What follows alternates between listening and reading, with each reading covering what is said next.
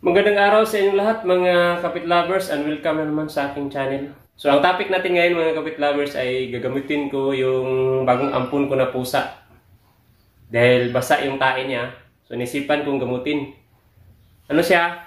Magtumas na siya dito sa akin. So ang gagamitin ko na gamot ay itong Betracin. Ito siya mga kapit lovers na bawasan ko na ito kahapon dahil ginamot ko siya nito kahapon. May nakita ko sa Facebook na gumaling raw yung mga aso nila at saka pusa. So, try natin to. Siguro di na natin ubusin dahil sabi ng mga vet, masama raw to sa mga aso at saka pusa. So, siguro masama to kung iubos lahat. So, ang gawin natin unti-unti lang para iwas overdose mga kapit lovers. So, try natin kung effective ba to sa pagtatae. Dahil ano naman to, may vitamins, Betracin Gold to mga kapit lovers. So try natin to mga kapit lovers kung effective ba. So ang gagawin ko, dahil kahapon nilagay ko to sa cat food, hinalo ko sa cat food, nilagyan ko ng kaunti. Ayaw kainin ng pusa, siguro may lasa siguro to mga kapit lovers. So ang ginawa ko mga kapit lovers, nilagyan ko ng wheat food para di niya malata na may halong Betracin mga kapit lovers. Ganito lang kadami ang ilagay ko mga kapit lovers, pagkain niya. Dahil pagkakainin ko naman to sa tanghali at saka hapon. So ganyan lang dahil hindi niya ubusin. Gawin natin, lagyan natin ito. Ito siya, nilagay ko. So, lagyan natin. Ganito. Haluan natin ng kaunti lang. Ito lang mga kapit lovers yan. Sana natin. Tapos, kaunti lang ilagay. Yan. Yan. Kaunti lang mga kapit lovers. Yan. Tapos, ano yun? Ano natin? Para di niya halata na may halong gamot mga kapit lovers. Iligay na natin mga kapit lovers. Ay, may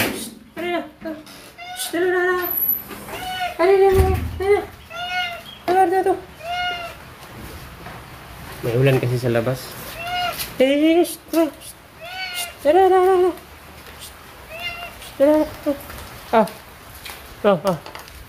So, yan. Kumakain na siya mga kapit lovers. So, kinain niya ako.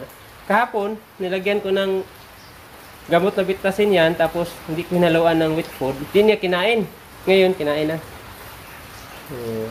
Dito lang siya sa labas mga kapit lovers. Di ko lang ilagay sa loob dahil may dalawa akong pusa. Tapos inaaway niya.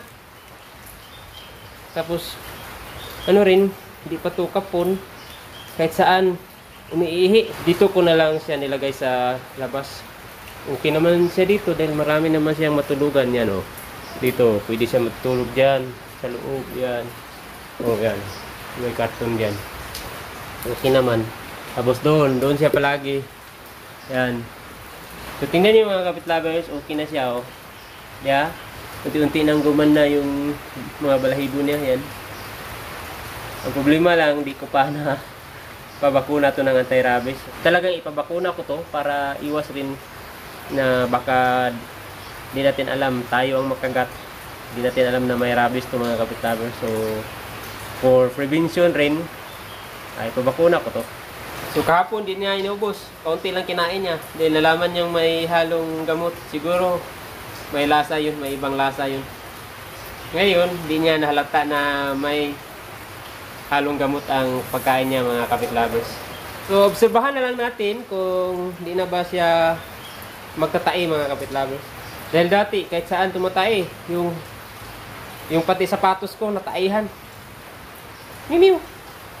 Dahil tubig dito, Miu. Tagantang tubig. Bigyan natin ng tubig. Miu, tubig, Miu. Inom tubig, Miu. Inom tubig, ha. Wala pa nang ubusin lahat, ha. Wala na, eh. Inom.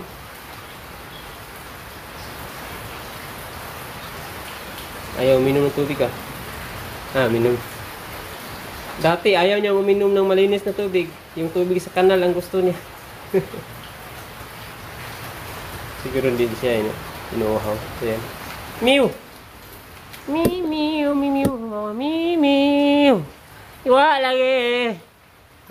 Yun. So, hanggang dito na lang ang video ko mga kapit lovers.